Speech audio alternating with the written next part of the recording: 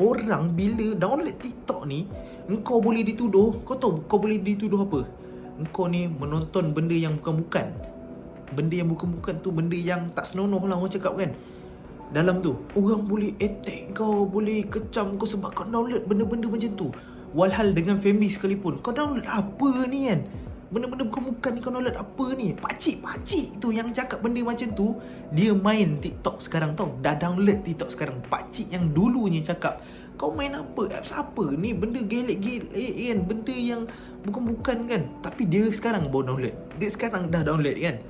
Okay, so TikTok dulu memang orang kecam gila kan. Tapi memang ada benda tu. Tapi segelintir tu maksudnya macam benda tu tak adalah terlampau heavy sangat kan, ke arah betul-betul kemaksiatan, ke arah lara. Benda tu, yelah kita benda tu orang yang buat benda tu 50%, 40% memang dah nampak menjengkelkan, tak senonoh kan. Tapi apabila lepas je PKP, benda-benda yang macam tu ditolak tepi.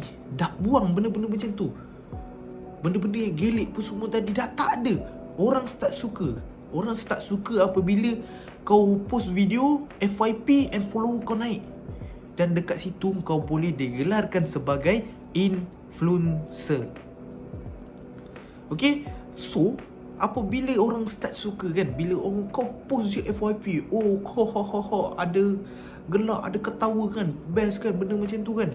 Orang daripada Instagram, orang yang dulu suatu masa dahulu Instagram ni yang famous, orang sebut Insta famous, beralih kepada TikTok dan digelar mereka sebagai TikTok famous kan. So bila kau post kan video kau senang FYP dan sebagainya kan, so orang mulai suka kan. Sebab tu diorang semua datang ke TikTok. Dia memang bagi peranan efek yang besar kepada masyarakat di Malaysia, yang ada pun yang telah mengubah nasib mereka. Antara salah satu contohnya Ryan Bakery.